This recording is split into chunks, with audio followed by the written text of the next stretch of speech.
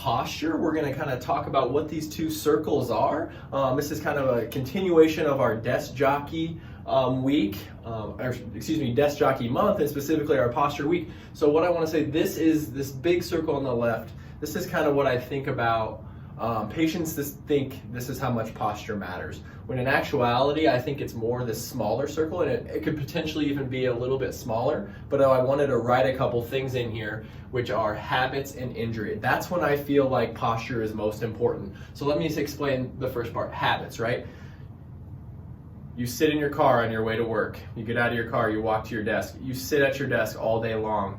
You sit in your car to go pick up your kids and go home. You get home, you cook dinner, and then you sit on the couch.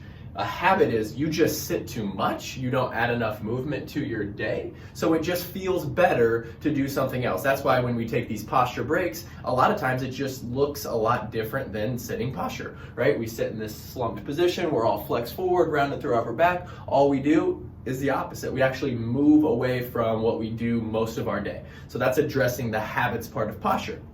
And I think that's important. That's why we need to add movement variability into our day. Maybe we need to get up a little bit more frequently because we break that habit. We don't do too much of one thing.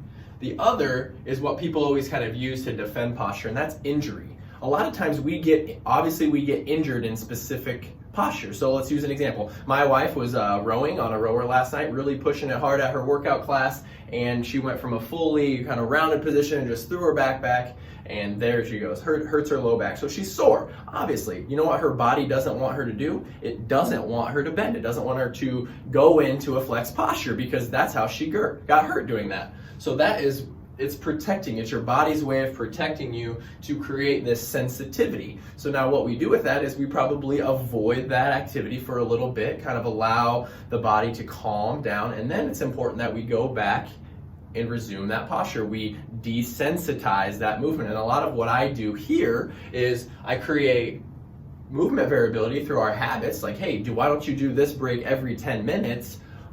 But I also desensitize certain postures. Maybe that's people that hurt their back performing a deadlift, and now they're no longer able to flex fully. So we have to move in different directions and desensitize, kind of give the brain and the body the all clear signal. So that's when posture really matters. I'm not a posture police. I don't really care how you sit. Most people can sit comfortably in a variety of different positions.